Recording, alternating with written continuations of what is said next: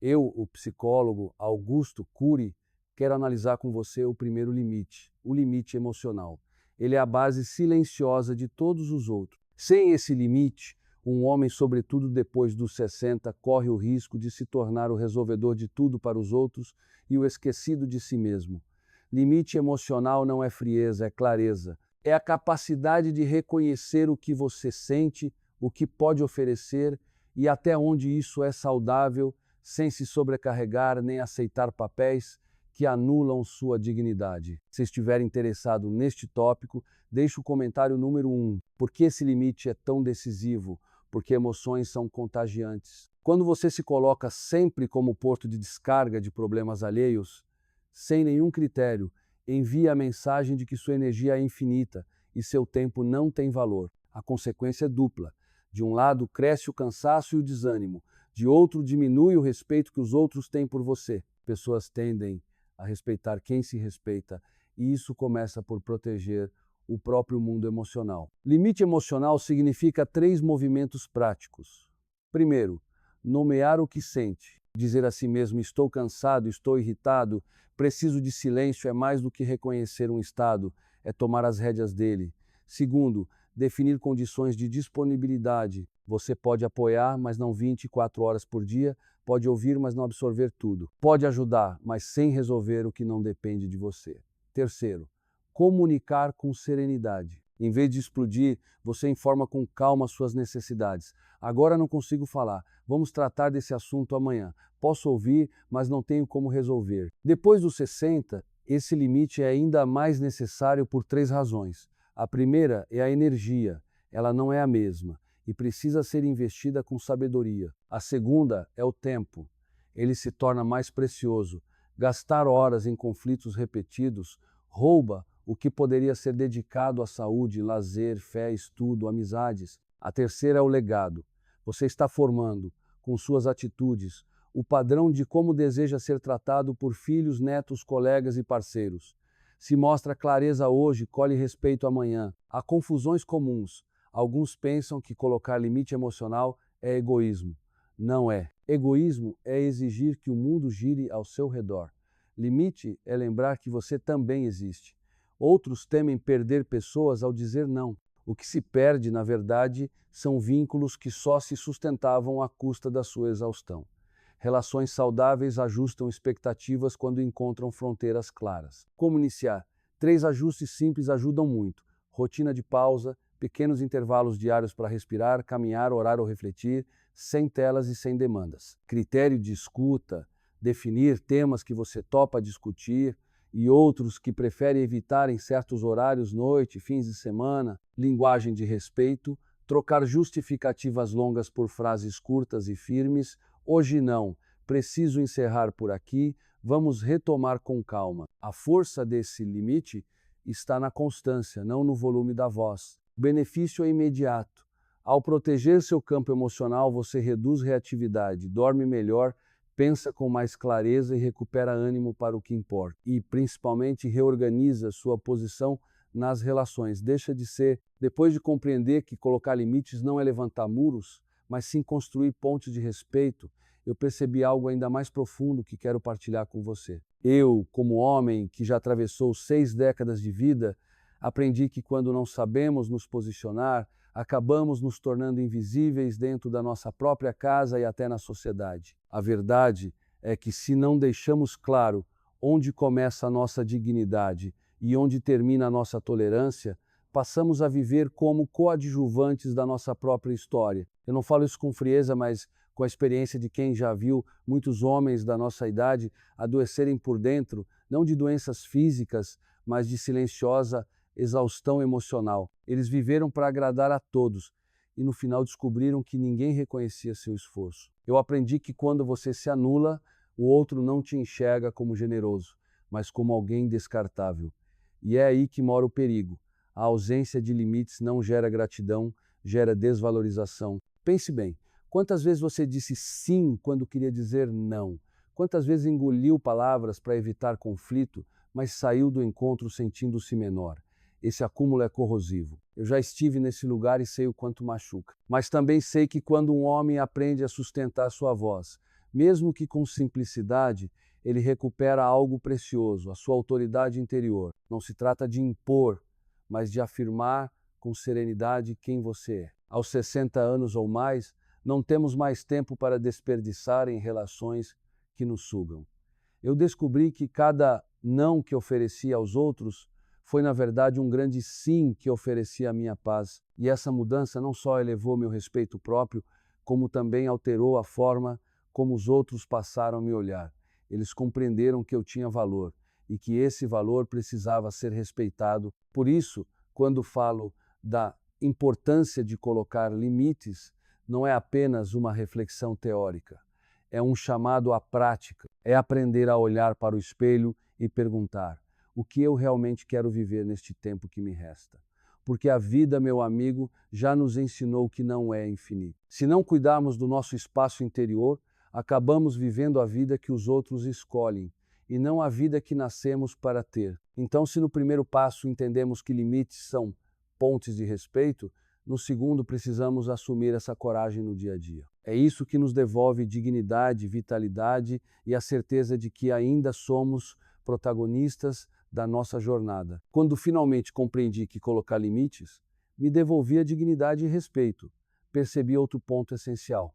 Não basta apenas erguer esses limites, é preciso também aprender a cuidar das minhas próprias emoções, porque se não controlo o que sinto, de nada adianta impor barreiras aos outros. Eu posso dizer não com firmeza, mas se por dentro estou cheio de culpa, medo ou ressentimento, continuo sendo refém daquilo que mais quero evitar. Eu descobri que muitos homens, depois dos 60, carregam dentro de si um turbilhão silencioso. São preocupações com a saúde, com o futuro dos filhos, com o papel que ainda desejam desempenhar na família e na sociedade.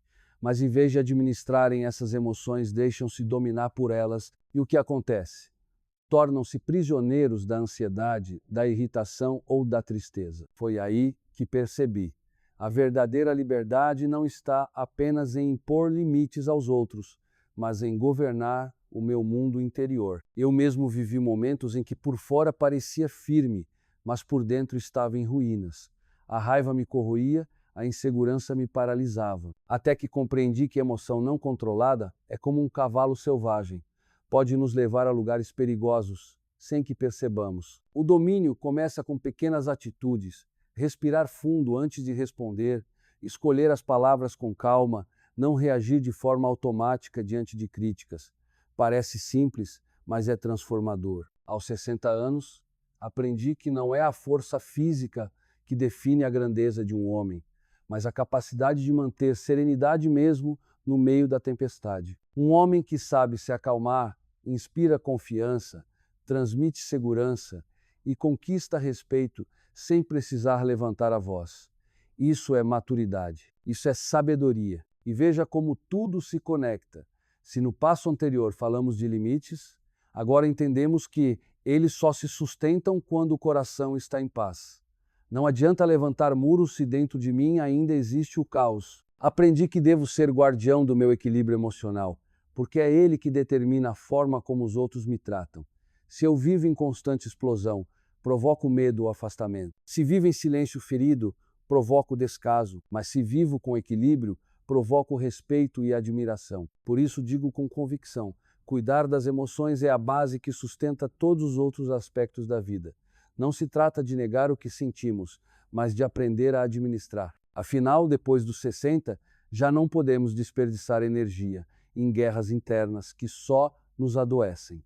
Precisamos transformar cada emoção em combustível para viver melhor. E assim, ligando ao que já refletimos, percebo que aprender a colocar limites foi o primeiro passo, mas aprender a administrar minhas emoções foi o segundo passo decisivo para recuperar minha paz e me tornar um homem mais respeitado, mais sereno e, acima de tudo, mais dono da própria vida. Quando comecei a perceber que controlar as minhas emoções era tão importante quanto impor limites, compreendi uma verdade ainda mais profunda. Não basta manter o equilíbrio interior, é preciso também aprender a valorizar a minha própria história. Porque de nada adianta ter serenidade se eu mesmo continuo a me enxergar como alguém sem importância. E essa é a grande armadilha que muitos homens depois dos 60 caem. passam a acreditar que já não tem mais valor, como se o melhor da vida tivesse ficado para trás. Eu já me sentia assim, como se o tempo tivesse levado a minha utilidade. A sociedade às vezes dá sinais cruéis. No trabalho somos substituídos por mais jovens, em casa os filhos já não pedem tantos conselhos. E no corpo sentimos a força diminuindo. Mas se eu permito que esses sinais determinem quem eu sou, caio numa prisão silenciosa. Foi nesse ponto que percebi que preciso resgatar a autoestima, não como vaidade, mas como reconhecimento do valor que construí ao longo da vida. Eu compreendi que cada ruga no rosto é um capítulo da minha história. Cada cicatriz é a prova de que sobrevivi. Cada cabelo branco é sinal de sabedoria acumulada. Se eu nego isso, nego a mim mesmo. Valorizar-me significa olhar para trás e ver que, apesar das falhas, construí uma vida que tem significado. E mais, significa perceber que ainda tenho muito a oferecer. A experiência não se aposenta, ela amadurece. Quando um homem perde a capacidade de se valorizar, torna-se refém da opinião alheia. Vive esperando o reconhecimento dos outros, mas quase nunca o recebe. E isso gera frustração, ressentimento e solidão. Eu aprendi que o primeiro a me respeitar devo ser eu mesmo, porque se eu não reconheço o meu valor, ninguém mais reconhecerá. E aqui há uma conexão direta com o que já refletimos. Controlar minhas emoções me deu clareza, mas foi ao valorizar a minha história que consegui me olhar no espelho com dignidade. Não como alguém em declínio, mas como alguém em evolução. Isso muda tudo, porque quando eu me vejo com respeito, passo a exigir respeito. Quando eu me trato com carinho, os outros aprendem a me tratar da mesma forma. Um homem de 60 anos ou mais não precisa provar nada para ninguém. Ele precisa sim recordar-se de que chegou até aqui porque teve coragem de enfrentar desafios, de cuidar de pessoas, de superar crises. Isso não é pouco, é imenso. E quando eu trago essa consciência para dentro de mim, a vida ganha outro sabor. Por isso digo, não se deixe enganar pela ideia de que já passou o seu tempo.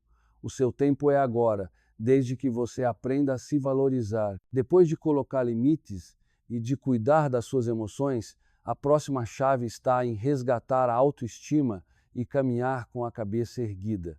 Essa é a base para viver a maturidade, não como um fardo, mas como uma conquista. Quando aprendi a valorizar a minha própria história e a olhar para mim com respeito, percebi que havia outro ponto igualmente essencial.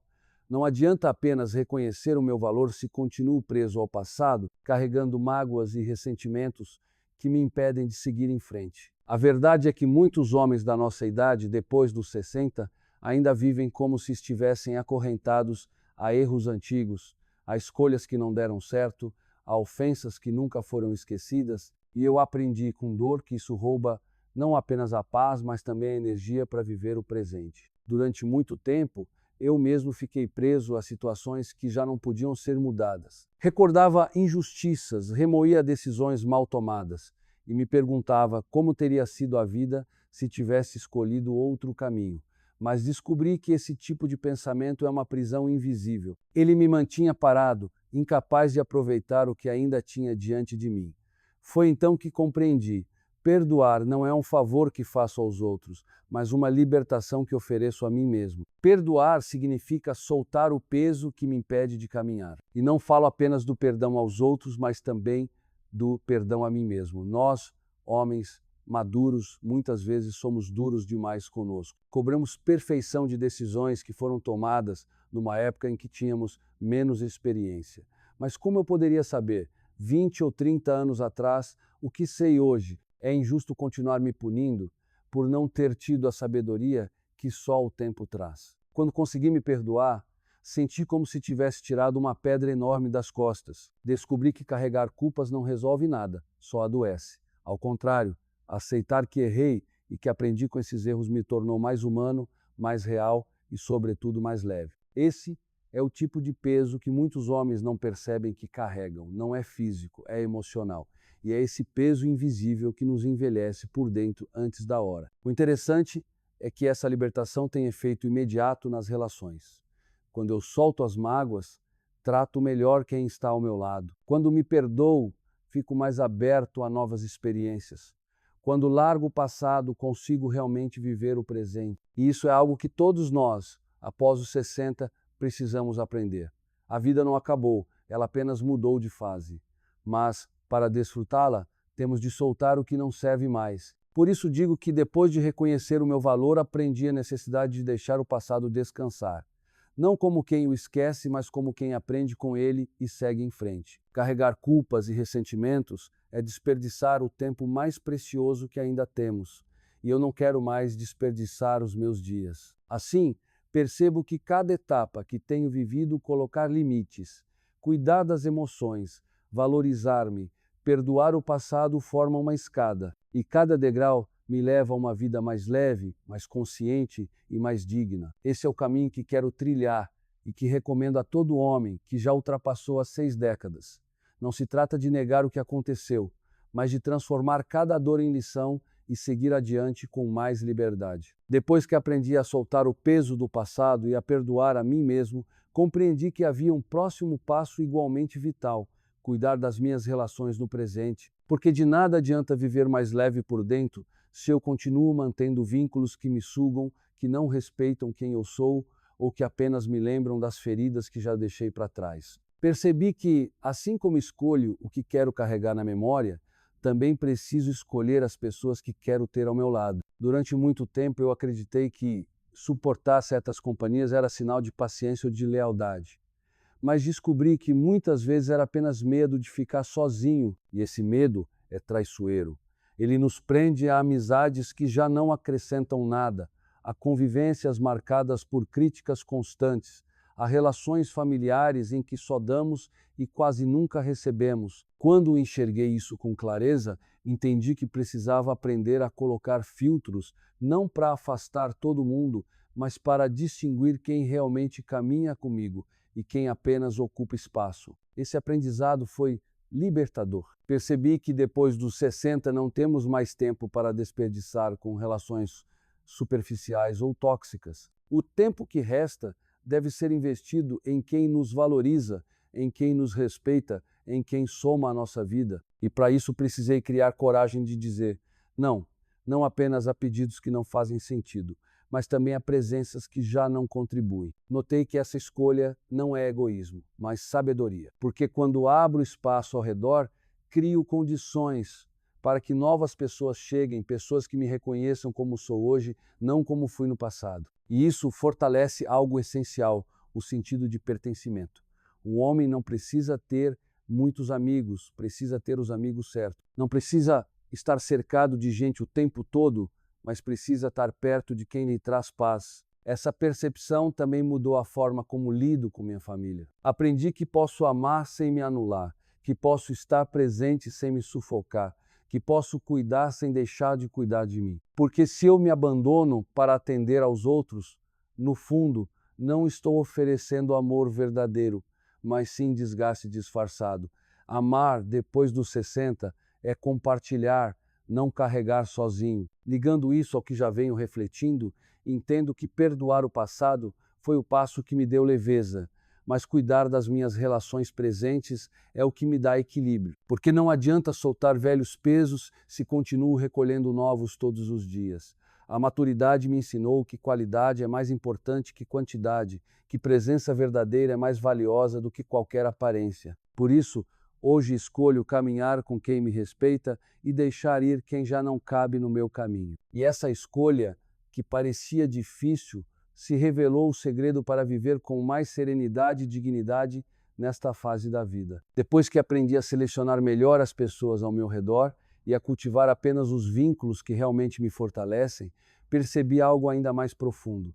Não basta cuidar das minhas relações externas, eu também preciso renovar o olhar que tenho sobre o futuro. Porque se antes eu estava preso ao passado e depois aprendi a filtrar o presente, agora entendi que a forma como enxergo o amanhã é o que determina a minha disposição para viver com entusiasmo. Muitos homens depois dos 60 caem na armadilha de acreditar que o futuro já não guarda grandes surpresas, que o tempo das conquistas acabou e que o que resta é apenas esperar a velhice chegar. Eu mesmo já senti esse pensamento me rondar, como uma sombra que diz: você já fez o que tinha que fazer.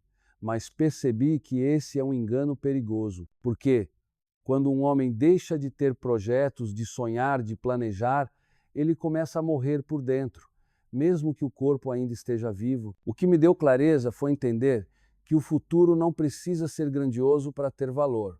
Não estou falando de grandes ambições ou metas impossíveis, mas de pequenos propósitos que dão sentido ao dia. Pode ser um hobby, uma viagem que sempre quis fazer, o desejo de aprender algo novo, ou até o simples compromisso de cuidar melhor da saúde. O que importa não é o tamanho do sonho, mas a chama que ele acende dentro de mim. Eu aprendi que, sem essa perspectiva de futuro, a vida perde o sabor, porque viver apenas do que já passou gera nostalgia amarga e viver apenas do presente, sem olhar adiante, gera estagnação.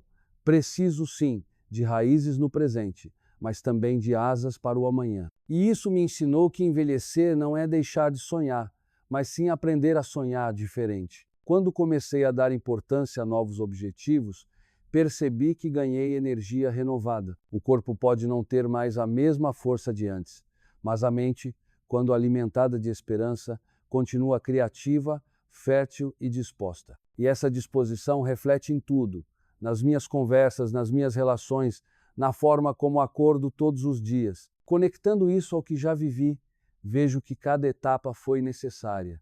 Colocar limites me deu respeito. Cuidar das emoções me trouxe equilíbrio. Valorizar minha história me deu dignidade. Soltar o passado me deu leveza. Escolher as relações certas me deu paz. Mas foi ao olhar para o futuro com esperança que encontrei o combustível para continuar caminhando. Por isso digo, um homem de 60 ou 70 anos não precisa viver como se estivesse à espera do fim. Ele pode e deve escrever capítulos novos, ainda mais autênticos e serenos.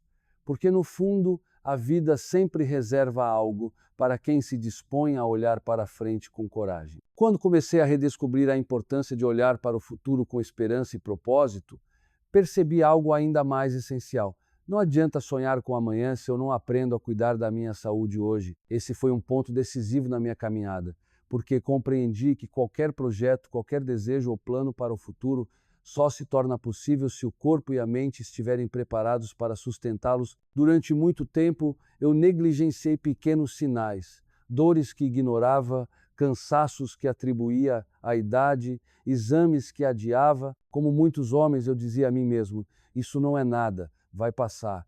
Mas percebi que essa postura não era sinal de coragem, era descuido. Por quê? Depois dos 60, cada escolha em relação ao corpo e à mente se transforma em investimento direto na qualidade dos próximos anos. Eu entendi que saúde não é apenas ausência de doença, é energia para viver, disposição para acordar com vontade de aproveitar o dia, serenidade para enfrentar desafios sem me sentir derrotado. E cuidar da saúde não significa viver em função dela, mas integrar hábitos simples que me dão força e equilíbrio. Uma caminhada diária, uma alimentação mais consciente, momentos de descanso de verdade, consultas de rotina, tudo isso não é detalhe, é alicerce. Aos poucos, percebi que quanto mais eu cuidava de mim, mais minha autoestima aumentava. Não era apenas o corpo que respondia, mas também a mente, porque saúde física e emocional caminham juntas. Se eu me sinto bem no corpo, tenho mais paciência, mais clareza, mais ânimo para lidar com as pessoas e com os problemas do cotidiano. Descobri que o cuidado comigo mesmo não é luxo, é responsabilidade. E aqui está a ligação com o que já compartilhei. Se no passo anterior falei da importância de projetar o futuro, agora compreendo que esse futuro só terá valor se eu tiver vitalidade para vivê-lo. De nada adianta fazer planos se o corpo não acompanha. De nada adianta sonhar com viagens, convivência com os netos ou novos projetos, se não tenho energia para levantar da cadeira. Hoje, cuidar da saúde para mim é um ato de amor próprio e também de amor por quem caminha comigo. Porque quando escolho me alimentar melhor, fazer exercícios, descansar e cuidar das emoções, não estou apenas prolongando a minha vida, mas também garantindo que ela tenha qualidade. Não se trata de viver mais anos, mas de viver anos melhores. Por isso, digo com convicção, não espere a doença bater a porta para valorizar o que tem. A maturidade me ensinou que prevenção é muito mais poderosa que qualquer remédio. Se quero realmente honrar a vida que construí, preciso cuidar dela com responsabilidade, começando pelo meu corpo e pela minha mente. Essa é a base que sustenta todos os outros sonhos que ainda quero realizar. Quando percebi que cuidar da saúde era a base para sustentar meus planos e desfrutar da vida com dignidade, entendi que havia outro aspecto igualmente essencial: a importância de cultivar bons hábitos na mente, não apenas no corpo.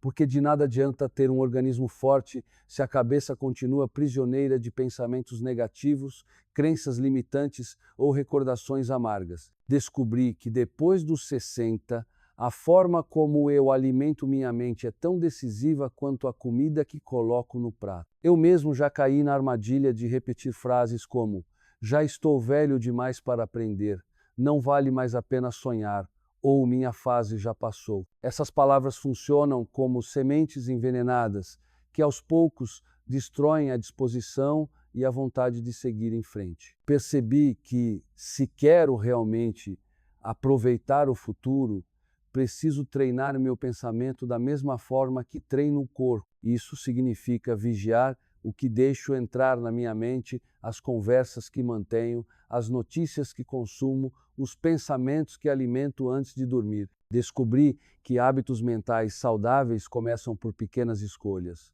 Trocar a reclamação pela gratidão, substituir o medo pelo planejamento, enxergar as dificuldades não como castigos, mas como oportunidades de crescer. Não é fácil, mas é possível.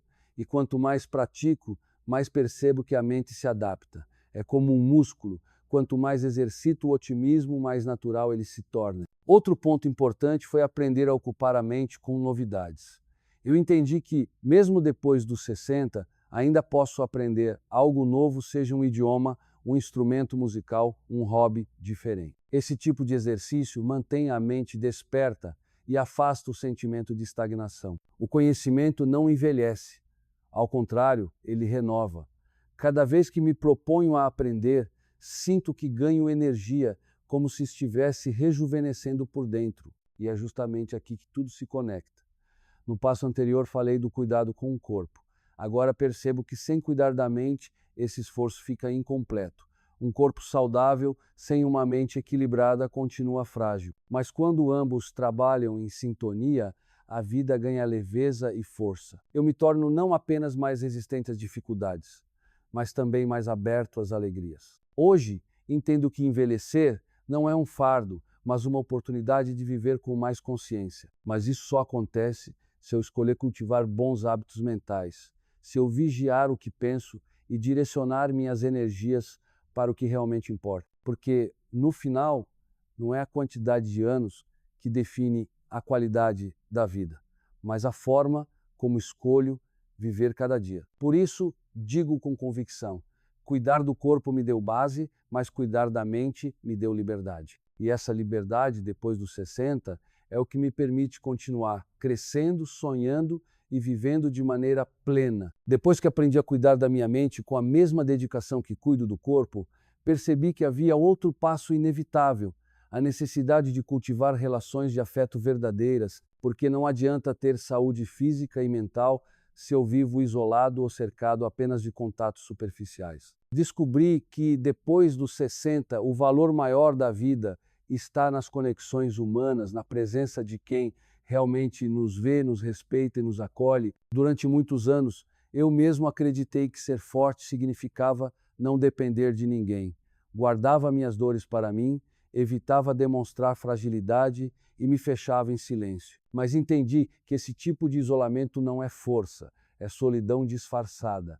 E solidão prolongada corrói tanto quanto qualquer doença. O coração humano precisa de laços, precisa sentir-se parte de algo maior, precisa de vínculos que deem sentido ao dia a dia. Foi nesse ponto que percebi o poder das relações simples, uma conversa sincera com um amigo, uma refeição em família, uma troca de risadas sem pressa. Esses momentos não custam nada, mas alimentam mais do que qualquer banquete. Descobri que compartilhar a vida é uma forma de prolongá-la, porque cada abraço, cada palavra de carinho, cada gesto de amizade fortalece não só o coração emocional, mas também o físico. Estudos podem confirmar, mas antes de tudo é a experiência que prova. Quem cultiva relações saudáveis vive mais e melhor. Com o tempo, aprendi que qualidade é mais importante que quantidade. Não preciso de dezenas de amigos, mas de alguns poucos com quem posso ser eu mesmo, sem máscaras. E esse aprendizado mudou minha maneira de enxergar as pessoas. Deixei de buscar aprovação geral e passei a investir apenas em quem realmente importa. Porque um homem maduro não mede seu valor pelo número de contatos, mas pela profundidade dos vínculos que constrói. Percebi também que afeto não se resume a receber, mas, sobretudo, a oferecer. Muitas vezes esperamos que os outros nos procurem, nos valorizem, nos escutem, mas descobri que quando dou o primeiro passo, quando ofereço atenção genuína, quando mostro interesse verdadeiro, abro portas que estavam fechadas. O afeto cresce quando é semeado, não quando é cobrado, e aqui está a ligação com que já refleti. Cuidar da mente me deu clareza, mas foi ao cultivar afeto que senti a vida ganhar cor. Uma mente saudável, sem vínculos de carinho, ainda corre o risco de se tornar fria e solitária. Já quando aprendo a me conectar de verdade, até os dias difíceis se tornam mais leves. Hoje, tenho convicção de que envelhecer com dignidade não é apenas preservar saúde ou manter disciplina mental. É, sobretudo, aprender a amar e a deixar-se amar. É compreender que o maior legado não está nos bens acumulados, mas nas memórias que deixamos no coração das pessoas que caminham conosco. E isso, para mim, é a verdadeira vitória da maturidade. Depois que compreendi o valor das relações de afeto verdadeiras e como elas dão sentido à vida, percebi outra verdade que não posso ignorar. É preciso também aprender a cultivar a solidão saudável, porque não adianta depender apenas da presença dos outros para me sentir completo. Se eu não sei estar bem comigo mesmo, qualquer relação perde equilíbrio. Descobri que depois dos 60, a qualidade da minha vida depende não só dos vínculos que mantenho, mas também da paz que encontro na minha própria companhia. Durante muito tempo, eu mesmo tinha medo do silêncio. Evitava ficar sozinho porque parecia sinal de vazio ou abandono, mas com o passar dos anos entendi que existe uma diferença enorme entre solidão e solitude. A solidão é ausência, é falta, é ferida. Já a solitude é presença de mim mesmo, é espaço de reflexão, é reencontro com a própria essência. Aprender isso mudou a minha forma de encarar os momentos em que estou só. Percebi que quando estou em paz comigo, não dependo da aprovação constante dos outros.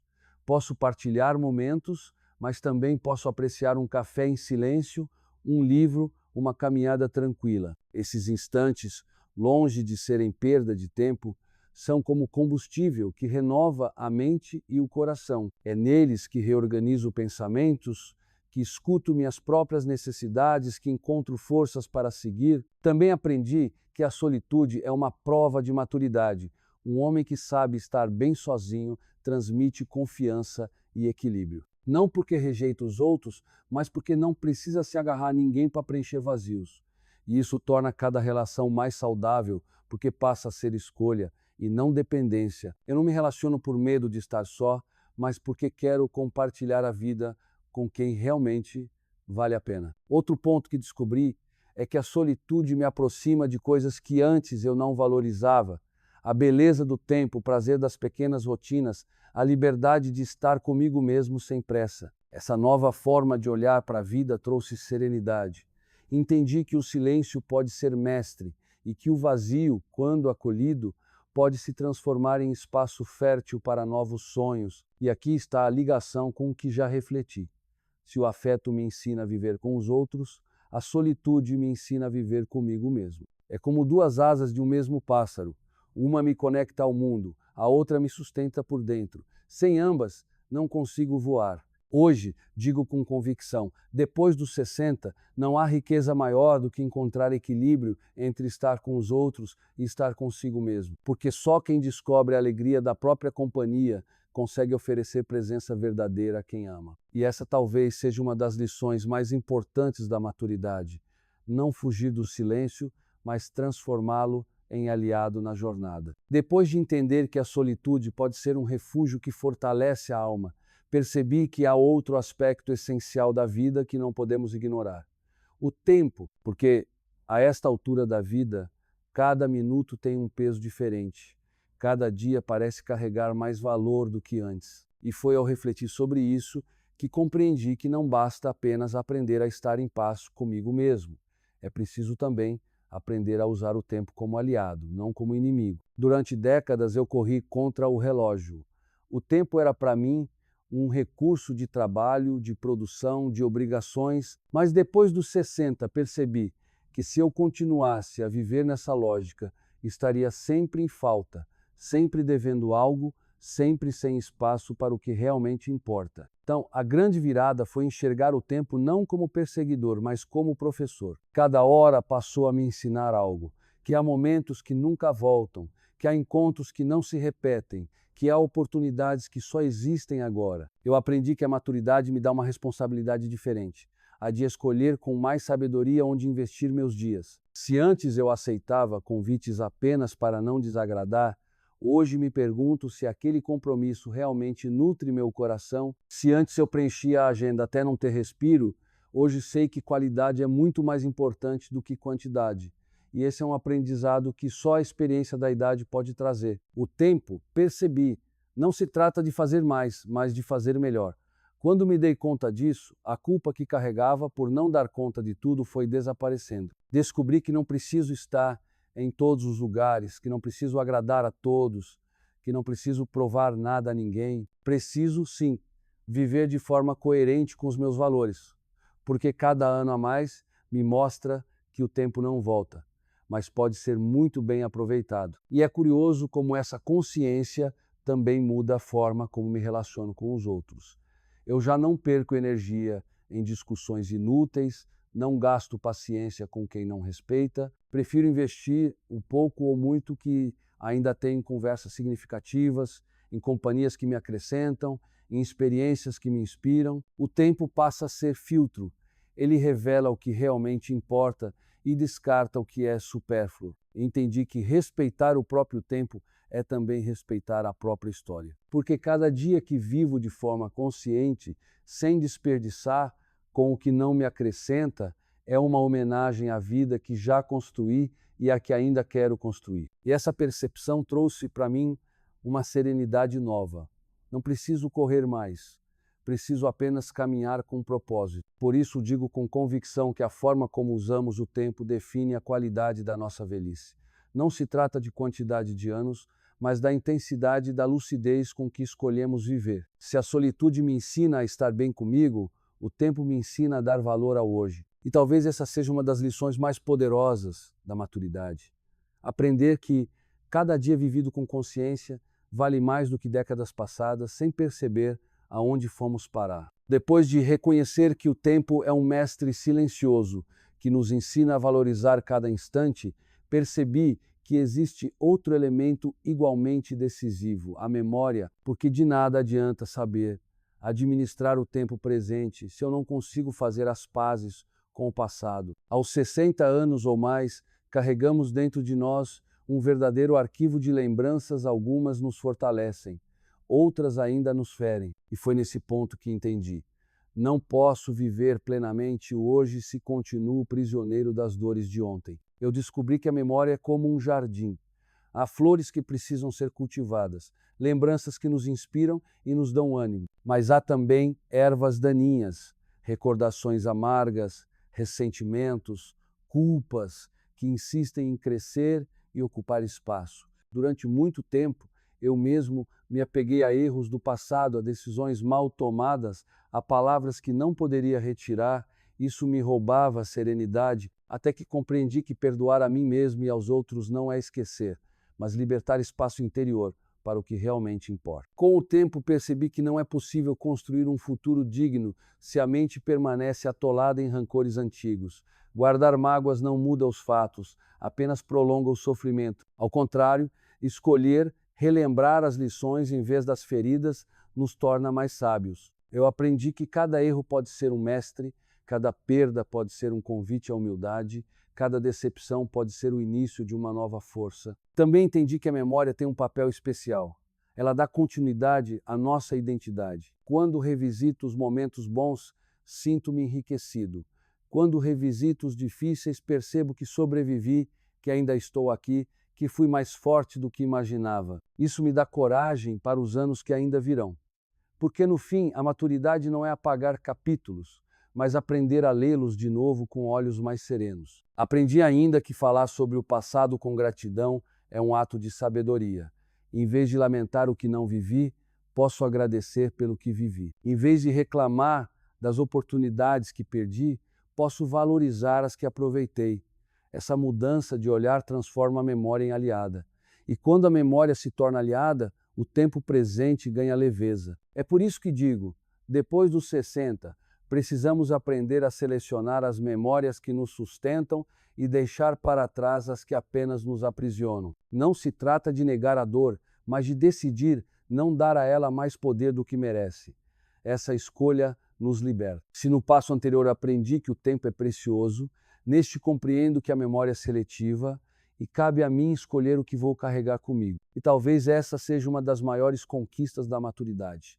Transformar lembranças em sabedoria, em vez de transformá-las em peso. Depois de compreender que a memória pode ser jardim ou prisão, percebi que existe outro passo fundamental para envelhecer com dignidade. O cuidado com a mente, porque não basta fazer as pazes com o passado. É preciso também cultivar a clareza e a serenidade no presente. Eu descobri que depois dos 60, a mente pode ser tanto fonte de liberdade quanto de tormento. E essa escolha, em grande parte, depende de como a treinamos diariamente. Durante muito tempo eu acreditava que a mente tinha vida própria, como se fosse impossível controlar os pensamentos. Eles vinham como ondas, preocupações, arrependimentos, comparações, e eu me deixava levar por eles, sem perceber que estava sendo comandado por uma tempestade invisível.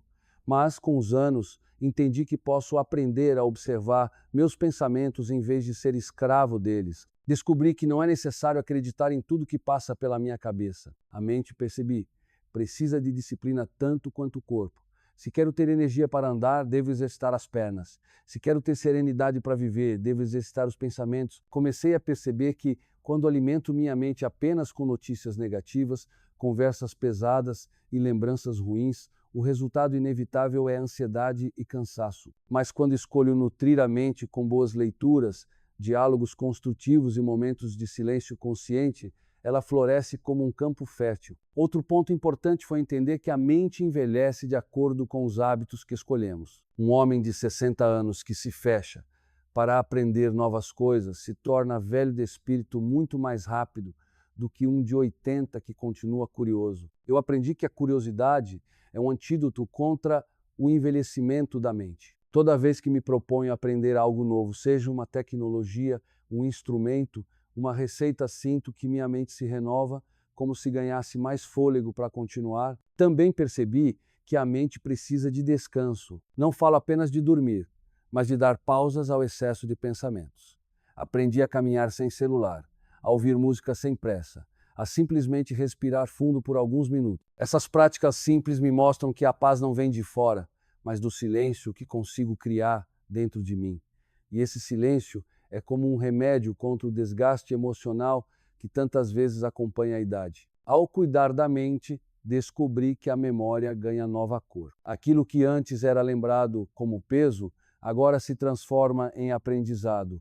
O tempo que antes parecia inimigo passa a ser aliado, porque a mente, quando está clara, nos ajuda a ver que cada dia é um presente e que ainda há muito a ser vivido com sabedoria. Por isso, digo com convicção, se a memória nos mostra de onde viemos, a mente saudável nos guia sobre como queremos seguir. E talvez essa seja a grande chave da maturidade, compreender que ainda podemos escolher nossos pensamentos e, com eles, escolher a qualidade da vida que desejamos viver. Se a mente é o leme que orienta a nossa jornada, o corpo é o barco que nos leva adiante.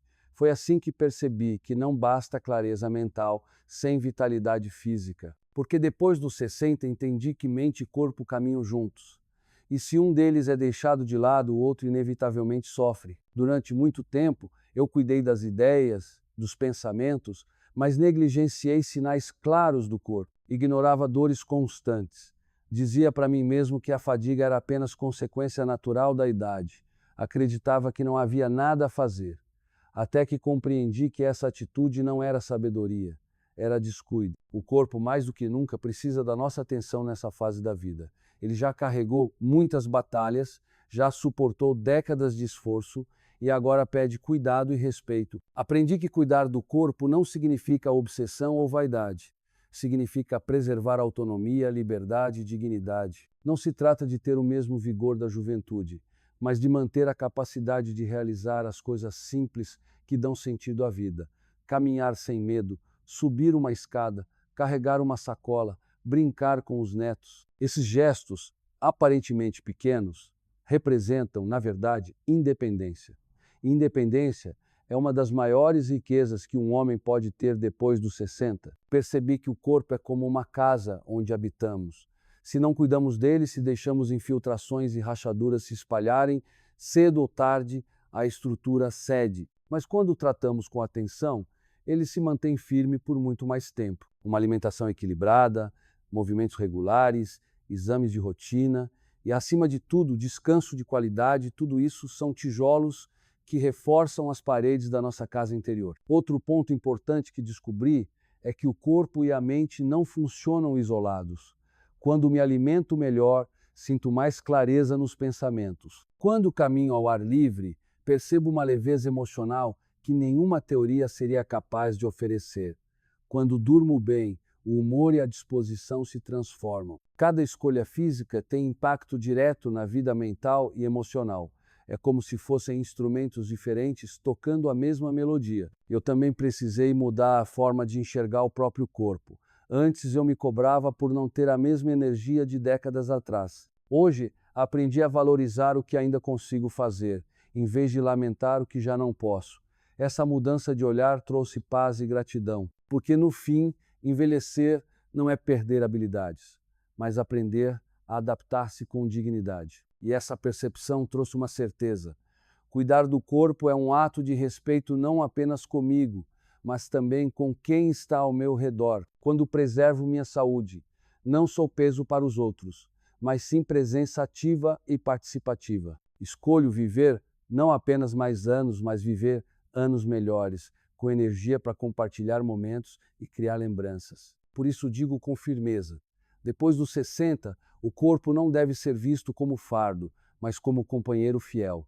Ele é a base que sustenta os sonhos da mente e a ponte que conecta a vida interior com o mundo. Se a mente é o leme, o corpo é o barco, e só quando ambos estão em sintonia é que a viagem da maturidade se torna plena. Depois de perceber que o corpo é o barco que sustenta a viagem e que cuidar dele é garantir liberdade e dignidade, compreendi que havia outro ponto que não poderia deixar de lado: o espírito de gratidão. Porque não basta ter um corpo ativo e uma mente clara, se o coração vive preso ao que falta, ao que já se perdeu ou ao que poderia ter sido. Descobri que a gratidão é como um combustível invisível que renova a energia e dá sentido a cada fase da vida, especialmente depois dos 60. Durante muito tempo eu mesmo foquei mais no que me faltava do que no que já possuía. Comparava a vida com a dos outros, lembrava das oportunidades perdidas e me ressentia por não ter feito escolhas diferentes no passado.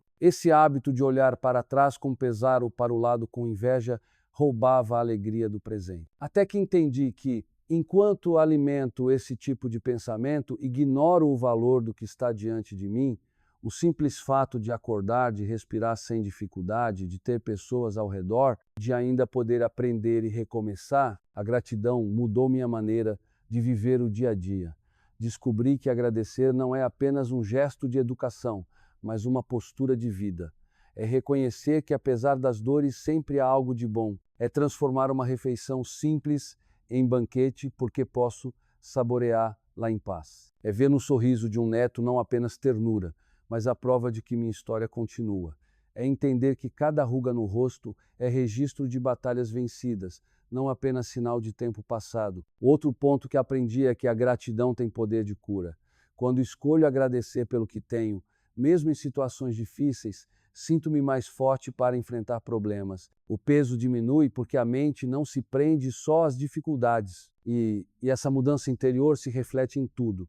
No modo de falar, na maneira de tratar os outros, na energia que transmito. Pessoas gratas inspiram confiança e serenidade, porque não vivem de reclamações, mas de reconhecimento. Notei também que a gratidão não precisa de grandes motivos. Ela nasce do cotidiano, do café quente pela manhã, da brisa que refresca, do reencontro inesperado com um velho amigo. Quando passei a enxergar esses detalhes como dádivas, percebi que a vida ainda é generosa, mesmo depois de tantas décadas. E quanto mais agradeço, mais me sinto disposto, porque a gratidão abre os olhos para oportunidades que antes passavam despercebidas. Conectando isso ao que já aprendi, vejo que o cuidado com o corpo me deu autonomia, mas a gratidão me dá leveza. Um corpo forte sem um coração agradecido pode se tornar vazio, mas quando aprendo a valorizar o que tenho, cada passo, cada gesto, cada encontro ganha novo brilho. Por isso, digo com convicção: depois dos 60, a gratidão não é apenas uma virtude, é uma necessidade. Ela me permite olhar para trás sem amargura, viver o presente com serenidade e esperar o futuro com esperança. E talvez seja essa a maior sabedoria da maturidade. Transformar cada dia em motivo de agradecimento, porque a vida, em todas as fases, ainda pode ser celebrada. Se a gratidão me ensinou a enxergar a vida com olhos mais leves, logo percebi que havia outro passo indispensável: cultivar a esperança, porque agradecer pelo que tenho hoje é essencial, mas manter a confiança no amanhã é o que me dá forças para continuar. Descobri que depois dos 60, a esperança não é um luxo de gente jovem, mas uma necessidade vital para quem deseja envelhecer com dignidade e entusiasmo. Durante muito tempo, eu mesmo associei esperança à juventude. Achava que sonhar era coisa para quem ainda tinha a vida inteira pela frente. Mas aprendi que não existe idade para sonhar. O que muda não é a capacidade de desejar, mas a forma de olhar para esses desejos. A esperança, nesta fase da vida, não é esperar grandes revoluções, mas acreditar em pequenos recomeços, em novos significados, em dias melhores que ainda podem surgir. Compreendi que sem esperança o presente perde cor, quando acordo sem expectativa de nada novo. Mesmo que o corpo esteja saudável e a mente lúcida, a vida se torna repetição. É a esperança que renova o sentido de levantar da cama, de cuidar de mim, de manter vínculos, de aprender algo diferente. É ela que me lembra que, apesar da idade, ainda tenho capítulos a escrever. Percebi também que a esperança não depende de circunstâncias ideais. Muitas vezes, as dificuldades continuam, os desafios permanecem, mas a forma como escolho olhar para eles muda tudo. Se enxergo apenas obstáculos, fico paralisado. Mas, se alimento a esperança, encontro coragem para seguir, mesmo sem garantias. A esperança não elimina as dores, mas transforma a forma de enfrentá-las. Outro aprendizado foi perceber que a esperança é contagiosa. Quando falo com confiança, quando mostro entusiasmo, mesmo que discreto, inspiro os que estão ao meu redor. Meus filhos e netos percebem essa energia e aprendem, com meu exemplo, que sempre há espaço para recomeçar. A esperança, nesse sentido, não é apenas pessoal, mas também um legado. Também entendi que a esperança se fortalece em conjunto com a gratidão. Enquanto a gratidão me ancora no presente, a esperança me projeta para o futuro. Uma sem a outra fica incompleta. Se agradeço sem esperar nada mais, posso cair na resignação. Se espero sem agradecer, caio na insatisfação.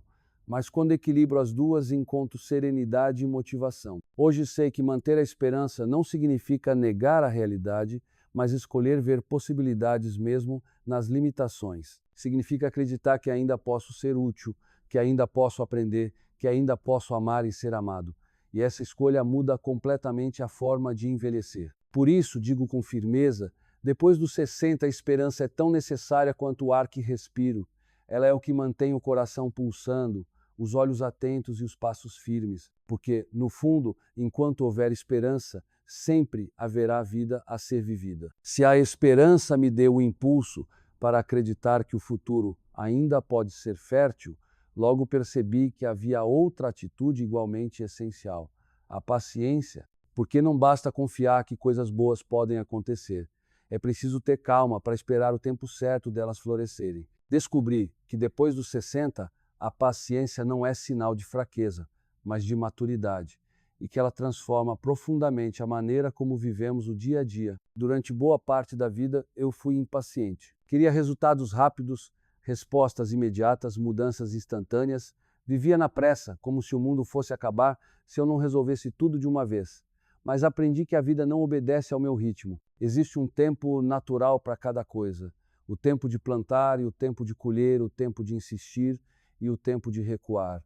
Entender isso trouxe para mim uma serenidade que antes eu desconhecia. Compreendi que a paciência não é apenas esperar, mas esperar com confiança. É aceitar que nem sempre os frutos aparecem no momento em que eu quero, mas que eles virão se eu cuidar bem da semente. Essa percepção mudou a forma como encaro meus relacionamentos, meus projetos e até a forma como trato a mim mesmo. Aprendi a ser paciente com meus limites, a respeitar o ritmo do meu corpo e a dar espaço para que as pessoas ao meu redor cresçam no tempo delas. O outro ponto importante foi entender que a paciência protege contra o desgaste emocional. A impaciência gera ansiedade, frustração, raiva. Já a paciência cria um espaço de calma em que consigo respirar fundo e olhar para a situação com mais clareza. Descobri que, quando ajo com paciência, tomo decisões mais acertadas e evito arrependimentos. Também percebi que a paciência se fortalece quando unida à esperança, porque não adianta esperar o melhor se não tenho calma para sustentar a espera. A esperança me projeta para frente, mas é a paciência que me mantém firme no caminho. Sem paciência, desisto antes de alcançar. Sem esperança, nem sequer começo. Juntas, elas formam um alicerce poderoso para viver a maturidade com equilíbrio. Aprendi ainda que a paciência é uma forma de amor. Quando escuto alguém sem interromper, quando dou tempo para um filho ou um neto aprender, quando não cobro de forma excessiva, estou mostrando cuidado. Essa atitude, além de me tornar mais sereno, também fortalece os vínculos. As pessoas ao meu redor percebem que podem ser quem são, sem medo de julgamento. Hoje, ao olhar para trás, vejo que muitas das minhas maiores conquistas vieram justamente porque tive paciência. Não foram os passos apressados que me trouxeram até aqui, mas a capacidade de persistir sem me desesperar. E agora, depois dos 60, essa lição ganha ainda mais valor. Cada dia pede calma, cada relação pede escuta, cada sonho pede constância. Por isso, digo com convicção, a paciência é uma das maiores virtudes da maturidade. Ela me ensina que a vida não precisa acontecer toda de uma vez, que o valor está no processo, não apenas no resultado. E talvez essa seja uma das chaves para envelhecer com dignidade. Aprender que o tempo certo das coisas não é o meu, mas o da própria vida. O perdão, para mim, é como um rio silencioso que corre por dentro da alma. Enquanto eu resistia em abrir suas margens, as águas ficavam represadas, pesadas, criando um lago de amargura que me prendia ao passado. Foi somente quando deixei esse rio fluir que percebi: o perdão não é presente para o outro, é a liberdade que ofereço a mim mesmo. Durante muitos anos, eu caminhei como quem carrega pedras no bolso. Cada ofensa guardada, cada mágoa revivida, era mais uma pedra acrescentada. O corpo seguia em frente, mas o coração se curvava sob o peso. Até que um dia compreendi que essas pedras não me protegiam de nada, apenas me impediam de andar com leveza. Perdoar, então, foi como esvaziar os bolsos e redescobrir a alegria de caminhar mais solto. O perdão não apaga o que aconteceu, assim como o rio não apaga as margens que toca. Ele apenas segue, leva embora o que é excesso, suaviza os contornos da dor e transforma a lembrança em paisagem distante. Quando decidi soltar aquilo que me prendia, notei que as feridas não desapareceram, mas deixaram de ser feridas abertas. Tornaram-se cicatrizes, sinais de sobrevivência que já não doem ao serem tocados. Também percebi que perdoar não é esquecer, mas escolher não reviver. É como olhar para uma fotografia antiga. Posso lembrar do momento, mas já não sinto a mesma dor. A memória permanece, mas já não comanda minhas emoções. E isso, depois dos 60, é uma das maiores liberdades que conquistei. Há ainda o perdão dirigido a mim mesmo, talvez o mais difícil de todos. Quantas vezes me culpei pelas escolhas mal feitas, pelos caminhos que não tomei, pelas palavras que calei. Essa culpa era como sombra constante. Roubava a luz dos meus dias. Quando aprendi a me perdoar, foi como abrir as janelas de um quarto escuro. A claridade entrou e mostrou que a vida ainda podia ser bonita, mesmo com marcas, Compreendi então que o perdão se parece com o outono. As árvores não lutam para segurar folhas secas. Elas as deixam cair, porque sabem que só assim terão espaço para a primavera chegar. Da mesma forma, quando solto rancores, abro espaço para que novos afetos floresçam. Não é perda, é renovação. E aqui está a ligação com o que aprendi sobre a paciência. Perdoar exige tempo, não acontece de um dia para o outro, assim como a semente não se torna fruto de imediato. É processo silencioso, mas poderoso. Requer calma, persistência e, sobretudo, decisão. Hoje, posso dizer com serenidade, o perdão me tornou mais leve, mais humano, mais disponível para viver. Ele não mudou o passado, mas transformou o peso que eu carregava dele. E essa mudança fez toda a diferença na forma como enxergo a vida agora. Talvez essa seja uma das lições mais profundas da maturidade. Aprender que guardar rancor é como beber veneno todos os dias, esperando que o outro sofra. Mas quando perdoamos, somos nós que nos libertamos. Depois de compreender a importância do perdão, percebi que ainda havia um ponto essencial. O legado que escolho deixar aos 60 anos ou mais já não se trata apenas de acumular vitórias pessoais, mas de pensar no que permanecerá quando eu já não estiver aqui. Esse pensamento, confesso, chegou a mim numa tarde simples, sentado à varanda da minha casa, observando meus netos brincarem no quintal. Vi neles a continuação da minha história e me perguntei: que marcas quero gravar na memória deles? Não é o carro que tive, nem a casa que construí que ficará para sempre.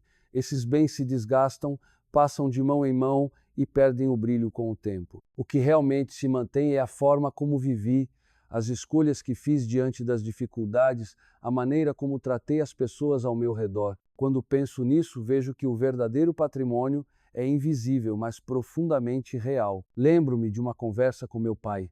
Já nos últimos anos de vida, ele me disse, com voz calma: filho, ninguém vai lembrar do tamanho da sua conta bancária, mas todos se lembrarão se você foi justo, se foi generoso, se soube pedir desculpa quando errou. Naquele momento achei que era apenas filosofia de velho. Hoje percebo que era sabedoria pura. E aqui está a ponte com o perdão. Perdoar é parte do legado. Se eu ensino meus filhos e netos a guardar rancor, estarei passando a eles um fardo pesado. Mas se mostro, com atitudes,